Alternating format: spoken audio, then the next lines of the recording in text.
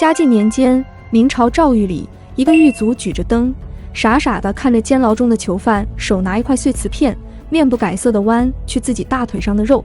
此人双腿因为用刑而腐烂发炎，逐渐溃烂，若不能及时处理，就会彻底废掉。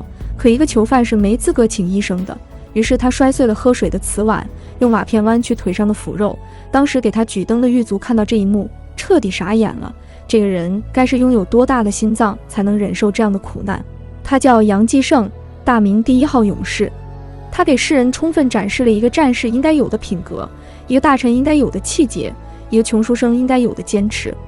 而与他作对的敌人，还能是好人吗？公元1516年，杨继盛出生在河北的一个世代耕读之家中。这样的家族只要不出什么意外，小日子过得还是挺不错的。但老天爷没这个意思，似乎这个孩子一出生就注定了要吃苦。杨继盛7岁时母亲就去世了，父亲迫不及待地给他找了个继母。继母是个善妒忌的女子，就像灰姑娘里的后妈一样，逼迫年幼的杨继盛成了家里的仆役，每天出去放牛，吃不饱饭，挨一顿毒打是常事，就连生病了也只能靠自己扛着。有位叫尼采的哲学家说过，凡杀不死我的，只会让我更强大。这话用在童工杨继盛的身上最为合适。7岁这一天，他牵着牛回家，经过李叔的时候，听见里面朗朗上口的读书声，他一下子定住了。原来世间还有比放牛更好的事，还有比吃饱饭更让人快乐的事。然而父亲并不答应送他读书，理由是家里没钱。在那个阳光昏暗的下午，他没有因为父亲这句话退缩，反而越发坚定。在他的坚持下，父亲最终答应了他去私塾旁听，但必须把牛放好。于是历史展现给我们一幅让人心酸的画面，一个7岁的孩子牵着吃饱喝足的牛，站在窗外，忍受那些交足了学费的学生的嘲笑和鄙视，认真地听着老师的所说的每一个字。那一刻他是满足的，即便是吃不饱饭，即使老师每次投来厌恶的眼神，他都不在乎。这样的日子他过了6年，6年的坚持不光打动了老师和同学，也感动了他的父亲甚至继母。一个意志力坚定的孩子，将来必成大器。于是父亲为他交了学费，旁听了6年的杨继盛终于可以光明正大地走进教室上学了。学习对于杨继盛而言是一件快乐而幸福的事。史书告诉我们，一个人一旦做到了真正喜欢一件事，那么这件事必然做得非常出色。仅1年后，杨继盛就考上了乡试。此刻人生最耀眼的大门已经为他缓缓打开，但杨继盛似乎没这个命。因为仅仅考上举人还不够，他还得考上进士才能改变命运，而他的家里穷得无法再支持他继续读书了。为了能参加高考，他不得不走进有国家补贴的国子监。在这里，他遇到了一个足以改变他一生的人。这个人叫徐阶，是当时的国子监祭酒，相当于是国立大学校长。在一个凡事看成绩的时代，这一届的学生升学率注定了他的仕途。而从他手下毕业的学生，理所当然应该被划为他的派系。早就想大干一场的徐阶认真询问了每个学生的情况，人数虽多，但他还是很容易就记住了杨继盛。应该说是杨继盛的另类一下子吸引住了徐校长的眼球。在这所官僚子弟汇集的大学备考班里，杨继盛衣着破旧，几乎没有行李，平时只吃白粥和咸菜，没有娱乐，没有朋友。如此的生活条件，徐校长却没有从这个学生的眼里看到了一丝一毫的躲闪，相反，他的眼神充满了自信，脸上洋溢着一股他从未见过的喜悦。徐校长明白这个学生真在享受生活带给他的苦难。公元1547年，大明出现了史上最牛的科举榜，我们可以轻松地在这一年的成绩单上找到这几个人的名字：张居正、李春芳、殷世丹、王士祯。榜首的张居正就不用说了，革新税赋，梳理财政，使万历时期成为明王朝最为富庶的时代。李春芳和殷世丹也是后来名动一时的风云人物，而王士祯就更不得了，明朝后期的史学家、文学家、诗人，霸占大明文坛20余年。这一年，我们的杨继盛同学也成功登榜，做了一名进士。看到这儿，你以为他的好日子要来了，但是还没有。分配工作的时候，他被分到南京6部做了一名主事。南京的部门都是基本没有前途的冷衙门，和他的同学张居正、王士祯相比，他的前途太不起眼。但是杨继盛很知足，比起在家里干杂役，这里不光有书读，还能吃饱饭，还有工资拿，生活已经对他太好了。要说还有哪里觉得不足，就是他还想报效国家。朝廷给了他书读，给了他工作，给了他温饱，他能做的不多，唯有精忠报国。机会很快被他等来了。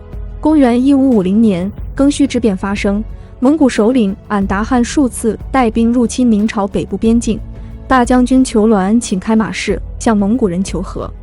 杨继盛站出来写了一篇请罢马市书，反对马市，一出手就得罪了大同总兵裘鸾，结果可想而知，杨继盛立刻被贬为敌道典使。不久，裘鸾密谋败亡，嘉靖想起了杨继盛的先见之明，立即觉得这人可靠，当即诏令他复官。在严嵩的操作下，杨继盛得以回京城任兵部武选司。严嵩对杨继盛并没有好感，只不过这个人是自己敌人的敌人，按照官场定律，敌人的敌人那就是朋友。只不过严嵩没想到，敌人的敌人有时候未必是朋友，有可能是更大的敌人。在杨继盛的心中，裘鸾固然可恨，但比起严嵩来太小儿科了。在他看来，国家局势糜烂至此，全是严嵩一个人的责任。国家资助他读书，杨继盛感到自己深受国恩，为国除贼，他义不容辞。很多人不明白杨继盛为什么要这样做，好日子才刚开始，就迫不及待地给自己找点罪受。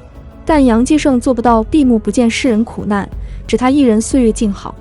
他的好友唐顺之劝说他留下有用之身，做更多的不朽之事。杨继盛微微一笑，并没有回话。在上书弹劾严嵩之前，杨继盛斋戒了3天，这是他人生最后的自由时光，他很珍惜地回忆了自己的一生。3天后，杨继盛写下了著名的请诛贼陈书，弹劾严嵩。为了防止严嵩从中阻拦，他从左顺门进宫，直接将帖子递给了皇帝，义愤填膺地陈述严嵩的10大罪状。如此详实的报告并没有引起皇帝的惊喜，反而是愤怒。皇帝在第一时间将杨继盛大骂一顿。得知一切的严嵩迅速做出了回应。杨继盛被投入监狱，廷杖100，这意味着九死一生。他本可以不必做这一切，但他依旧做了。面对这样的处罚，一位同僚实在看不下去了，他托人送给杨继盛一副蛇胆，告诉他用此物可以止痛。杨继盛一字一字地说道：“我杨娇山自己有胆，用不着这个。”那同僚又说：“不要怕。”杨继盛回答：“岂有怕打的杨继盛？”杨继盛挨了100廷杖，屁股被打开了花，露出里面的骨头，可他竟活下来了。固然有他命硬身体好的原因，但谁又敢说这不是行刑之人出于敬畏之心而稍稍手下留情呢？即便是如此，杨继盛也只剩下半条命了。接下来等待他的不是医生，是臭名远扬的锦衣卫。进了锦衣卫的诏狱，基本上和死没什么区别。但杨继盛不是一般人，在这样的环境里，他愣是活了3年之久，想来也是一个奇迹。廷杖打断了他的腿，骨肉没了皮，一片模糊。被拖回牢房的杨继盛在昏暗潮湿的监狱里，没有药，没有清水，伤口很快被感染。他就摔碎瓷碗，亲手割下自己的腐肉。为他举灯的狱卒已经被吓傻了，而他依然面色不改。3年的苦难终于引起了同僚的同情，为众人报薪者不可使其阿谀风雪。一时之间，大明的各路媒体纷纷报道了杨继盛的事迹，要求释放杨继盛，并还给他一个公道。眼看事情闹大了，严嵩也有这个意思，偏偏那位著名的贪官燕茂卿向他进言，大人就没想过这样的人放出来，我们还有好果子吃吗？这件事关系国家甚大，老先生还当为天下后事虑。严嵩点了点头，这是一头猛虎，关着还咬人，放出来还了得？恰在此时，他的干儿子赵文华送来对闽浙总督张经等人的论罪奏书。严嵩犹豫了许久，终于提笔在这份奏书之后写上了杨继盛3个字，盖上公章交给嘉靖批复。嘉靖在阅奏时并未注意，便草草同意处刑。局面就此不可扭转。已经被苦难折磨得不成人形的杨继盛在监狱里面见了他的好朋友王世贞。他说：“事情到了这一步，我也没什么好说的，我的后事就交给你了。”王世贞只能哭着点头答应。嘉靖34年，杨继盛死。在这场毫无胜算的战斗中，杨继盛坚持到了最后一刻，即便现实将他折磨得遍体鳞伤，他依旧用巨大的勇气坚持到了最后，一如当年他放牛的那个下午。